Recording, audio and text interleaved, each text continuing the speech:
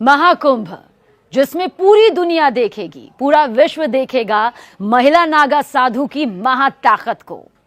देखिए, महाकुंभ में एक बार फिर महिला नागा साधु दुनिया के सामने आएंगी।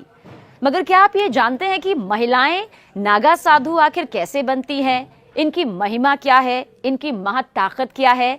क्योंकि नागा साधुओं को तो आपने कई बार देखा होगा, लेकिन क्या आपने कभी किसी महिला नागा साधु को देखा है?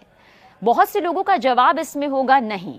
लेकिन इनकी महाताकत से आज हम आपको रूबरू करवाएंगे, क्योंकि महिला नागा साधु लोगों के सामने दरअसल बेहद कम आती हैं। आमतौर पर उन्हें महाकुंभ के दौरान ही देखा जा सकता है। आखिर ऐसा क्यों है, किस लिए है, इसके पीछे की वजह क्या है, यह आपको जरूर बताएंगे। ये भी बताएंगे कि महिला नागा साधु आखिर रहती कहां पर हैं, क्यों वो दिखाई नहीं देती, लेकिन महाकुंभ उनके बिना अब अधूरा नजर आता है। महिला नागा साधु का पता जानने से पहले ये जान लेना बेहद जरूरी है कि आखिर महिलाएं नागा साधु बनती कैसे हैं। क्या हर कोई महिला नागा साधु बन सकती है? क्या अगर ईश्वर के प्रति, भगवान के प्रति एक आस्था जग जाए तो यूं ही नागा साधु बना जा सकता है? ये प्रक्रिया बहुत मुश्किल होती है और हैरान करने वाली होती है। तो आइए आपको बताते हैं चरणबद्ध तरीके से कि आखिर महिला नागा साधु कैसे बना जाता है। लेकिन उससे पहले कुछ और तथ्यों के बारे में भी यहां पर जान लेते हैं। देखिए, जिस तरह से पुरुष नागा साधु होते हैं ना, ठीक उसी तरह से महिला नागा साधु भी होती हैं। पुरुषों की तरह महिलाएं भी नागा साधु बनती हैं। महिला नागा साधु बनना बिल्कुल आसान नहीं होता। कहा जाता है कि महिला नागा साधु बनने की जो राह होती है वो बेहद कठिन होती है। महिलाओं के नागा साधु बनने की प्रक्रिया बहुत मुश्किल होती है। जितना सरल ये आपको लग सकता है, उससे कई गुना एक प्रक्रिया है जिसका सामना महिलाओं को नागा साधु बनने के लिए करना ही होता है। ये बहुत कठिन, बहुत मुश्किल राह होती है। जो इसे पार कर लेता है वही महिला नागा साधु बन पाता है। महिला नागा साधु बेहद मुश्किल, कठिन तप करती हैं। महिला नागा साधु का सारा जीवन ईश्वर के लिए, परमात्मा के लिए, भगवान के लिए समर्पित हो जाता है। देखिए, महिला नागा साधु बाहरी दुनिया में बहुत ही कम दिखाई देती हैं। महिला नागा साधु दरअसल जंगलों और अखाड़ों में रहती हैं। ये सुनने में आपको अटपटा लग रहा होगा, लेकिन हकीकत यही है। ये कई सालों तक कठिन तपस्या करती है, कठिन तप में डूबी रहती हैं। सनातन धर्म में, हिंदू धर्म में पुरुषों की तरह ही महिलाएं भी नागा साधु बनती हैं, इसमें कोई दो राय नहीं।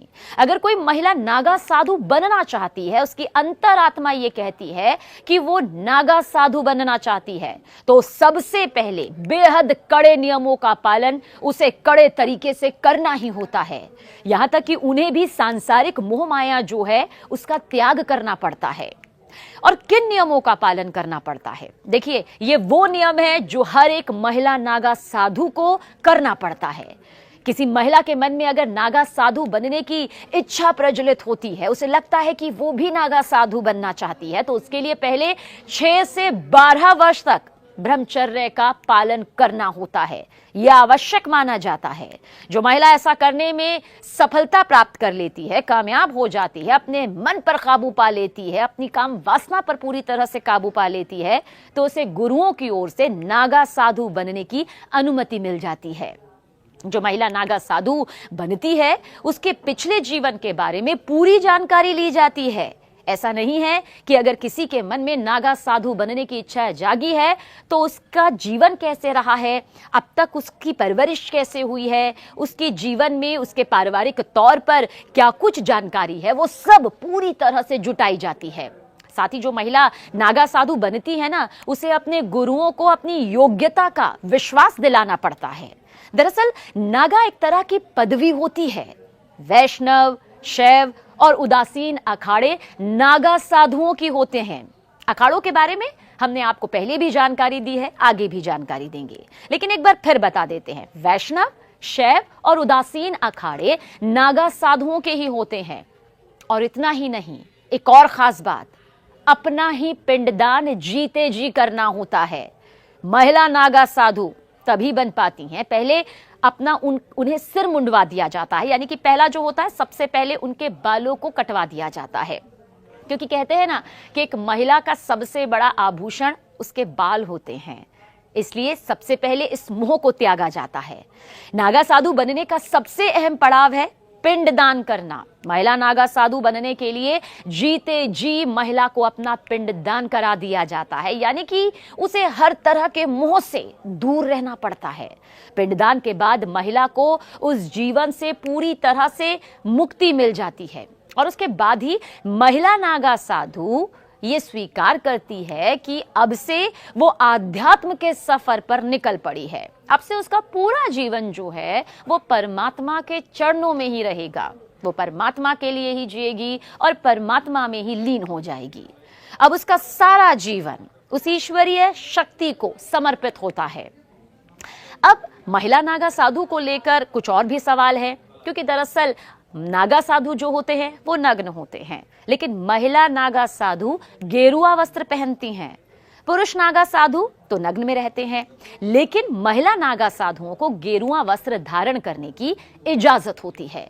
लेकिन वो वस्त्र ध्यान से कहीं से भी सिला नहीं होता, यानी कि इसमें भी नियमों का पालन होता है।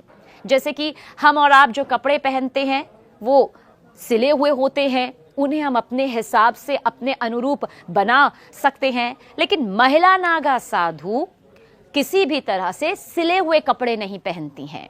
और महिला साधुओं के माथे में, यानी कि महिला नागा साधुओं के माथे पर एक तिलक होता है और वो भी अपने पूरे शरीर पर भस्म लगाती हैं, जैसा कि नागा साधु करते हैं, बिल्कुल वैसे ही। लेकिन जगह पर, अलग जगह पर उनका जो विशेष स्नान होता है वो किया जाता है। महिला नागा साधु बेहद सादा जीवन जीती हैं, साथ ही साथ एक लंबा और बगैर सिला गेरुआ वस्त्र पहनती है, जैसा हमने आपको पहले भी बताया। और इसके साथ ही उनके माथे पर तिलक भी होता है, पूरे शरीर पर भस्म होता है। और इतना भी बता दिए, नागा साधु, चाहे वो महिला नागा साधु हो या पुरुष नागा साधु हो, वो किसी भी दूसरे व्यक्ति के समक्ष अपना सिर कभी नहीं झुकाते और ना ही किसी की निंदा करते हैं, लेकिन उनका सिर आशीर्वाद लेने के लिए केवल वरिष्ठ सन्यासियों के समक्ष ही झुकता है। इन सभी का पालन एक नागा साधु को आजीवन करना होता है, यानी कि जब तक वो इस मनुष्य जीवन में है उसका पालन उसे अपने अंतिम सांस तक करना होगा। देखिए, महिला नागा साधुओं को लेकर बहुत सारी बातें सामने आई हैं, जैसे उनके विशेष स्नान को लेकर भी सामने बातें आती हैं। तो हमने आपको बताया कि उनके स्नान की अलग से व्यवस्था यहाँ पर की जाती है। बहुत सादा जीवन उनका होता है। आपको ये भी बता दें कि अगर पूरे भारत का जिक्र करें तो नागा साधुओं की जो संख्या है वो 5 लाख से ज्यादा है। और इतना भी बता दें कि नागा साधु अगर कोई है तो 24 घंटे में सिर्फ एक बार ही भोजन ग्रहण करते हैं। वो अपने भोजन में कंदमूल, जड़ी बूटी, फूल, फल, पत्तियां ये सब खाते हैं। साधु संत को ईश्वर के सबसे निकट माना जाता है। कहा जाता है कि अगर ईश्वर के निकट पहुंचना है तो एक सच्चे साधु संत को देख लीजिए। सन्यासी अपने पूरे सांसारिक जीवन का त्याग कर देता है, अपना संपूर्ण वक्त उस परमात्मा के नाम कर देता है, उसका स्मरण करने में लगाता है। साधु संतों में नागा साधुओं की चर्चा देखिए जरूर की जाती है। सबसे खास बात तो यह है कि नागा साधुओं को लेकर जो एक कड़ा स्वरूप नजर आता है वो सिर्फ भक्ति का ही नजर नहीं आता है, बल्कि कड़ाके की ठंड में भी वो कपड़े नहीं पहनते हैं, नग्न अवस्था में रहते हैं। ये उनकी वो तपस्या है जिसके जरिए उन्हें ये ताकत मिलती है, ये शक्ति मिलती है। शरीर पर धुनी भस्म लगाकर वो घूमते हैं। अच्छा, नागा का मतलब भी नग्न है। नागा सन्यासी अपना पूरा जीवन नग्न अवस्था में ही रहते हैं। नागा सन्यासी बनने की प्रक्रिया हमने आपको बताई कि कितनी लंबी है, कठिन है। और अखाड़ों के जरिए नागा सन्यासी यहाँ पर बनाए जाते हैं, यानी कि नागा सन्यासी बनने के लिए अखाड़ों की मान्यता चाहिए होती है। ऐसा नहीं है कि नागा सन्यासी अपने आप कठिन तपस्या करके गेरुआ वस्त्र पहनकर बन जाते हैं। हर अखाड़े की अपनी मान्यता होती है, हर अखाड़े की अपनी परंपरा होती है, और उसी परंपरा के तहत, उसी नियमों के तहत उनको दीक्षा दी जाती है। कई अखाड़ों में तो नागा साधुओं को भुट्टो के नाम से भी बुलाया जाता है, लेकिन अब प्रचलन में नागा साधु ही है। कितना जटिल इनका जीवन होता है, और वही जटिलता जो होती है एक तपस्वी के चेहरे पर नजर भी आती है। इनका युद्ध कौशल गजब का माना जाता है, और यही वजह है कि ये महाकुंभ की रौनक बन जाते हैं, महाकुंभ की शान बन जाते हैं। बताया जाता है कि किसी भी इंसान को नागा साधु बनने के लिए 12 साल का लंबा समय लगता है। नागा साधु बनने के बाद वो गांव या शहर की भीड़ भाड़ भरी जिंदगी को त्याग देते हैं। यानी कि जो भीड़ भाड़ और से भरी जिंदगी हम देखते हैं रोजमर्रा की, उसे पूरी तरह से त्याग देते हैं और अपने रहने के लिए पहाड़ों पर, जंगलों में चले जाते हैं। उनका ठिकाना उस जगह पर होता है जहां कोई आता जाता नहीं है। नागा साधु बनने की प्रक्रिया का हम जिक्र कर रहे हैं तो इसमें यह भी बता दें कि जो शुरुआत के 6 साल होते हैं वो बहुत महत्वपूर्ण होते हैं, क्योंकि इस दौरान वो नागा साधु बनने के लिए जरूरी जानकारी हासिल करते हैं, और इस अवधि में वो सिर्फ लंगोट पहनते हैं। वो कुंभ मेले में प्रण लेते हैं, जिसके बाद लंगोट को भी त्याग देते हैं और पूरा जीवन कपड़ा धारण नहीं करते, वस्त्र नहीं पहनते। नागा साधु बनने की प्रक्रिया की शुरुआत देखिए, सबसे पहले ब्रह्मचर्य की शिक्षा लेनी होती है, इसमें सफलता प्राप्त करनी होती है, और अगर इसमें सफलता प्राप्त हो जाती है तो महापुरुष दीक्षा दी जाती है, और इसके बाद यज्ञोपवीत होता है। क्या होता है ये? इस प्रक्रिया को किया जाता है और उसके बाद वो अपने परिवार का पिंडदान करते हैं, जिसे बिजवान भी कहा जाता है। देखिए, हम पिंडदान का जिक्र इसलिए कर रहे हैं क्योंकि ये नागा साधु को, चाहे वो पुरुष हो या महिला हो, ये करना ही होता है।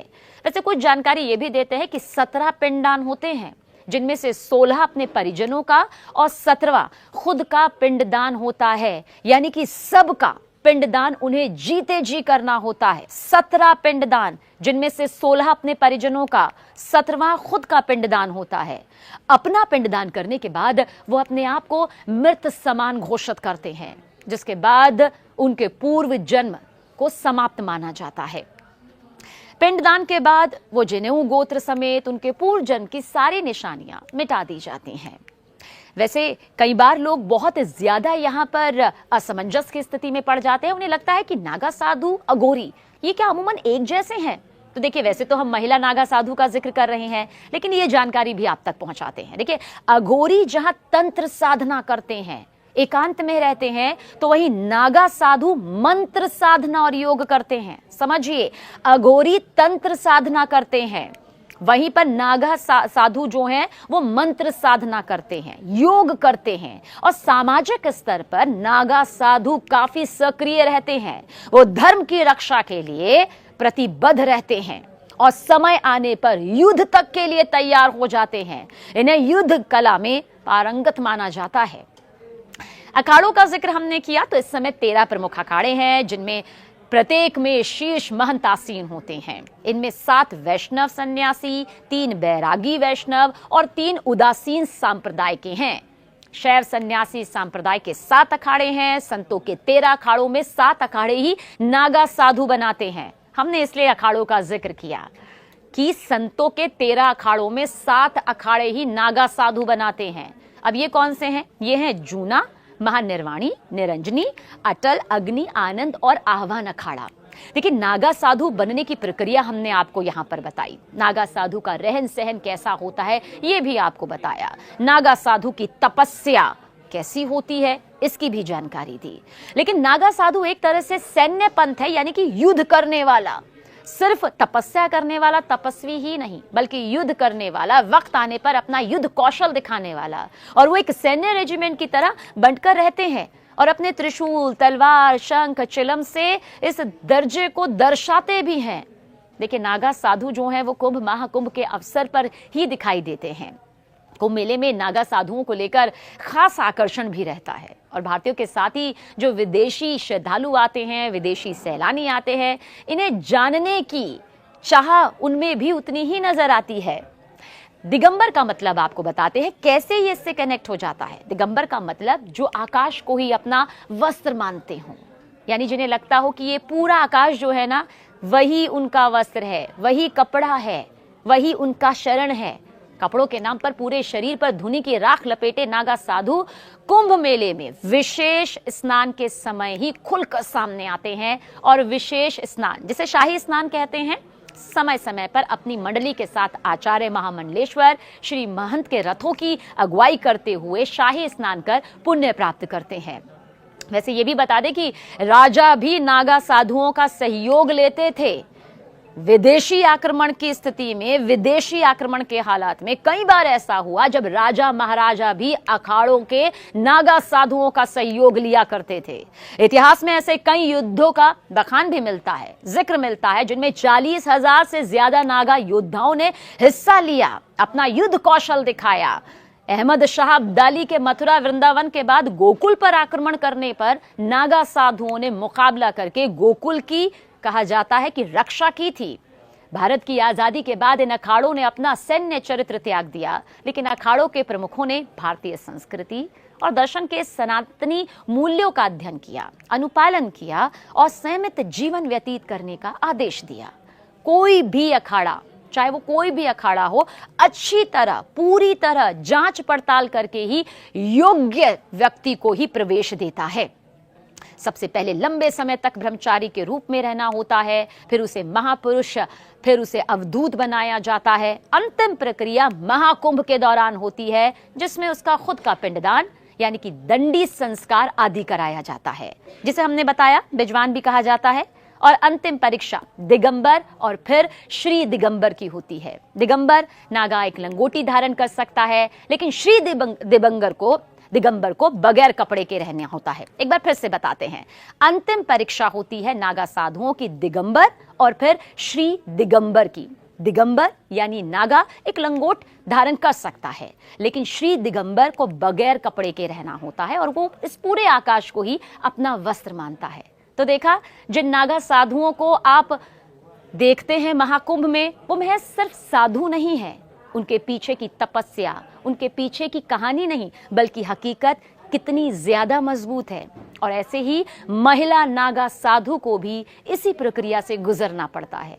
तो इस बार जब महाकुंभ में आप महिला नागा साधु और नागा साधुओं के दर्शन करें, तो महज दर्शन के तौर पर ना करें, बल्कि समझिए कि आखिर कितनी कड़ी तपस्या और 12 साल का जो लंबा सफर रहा, उसके बाद तैयार होते हैं ये नागा साधु।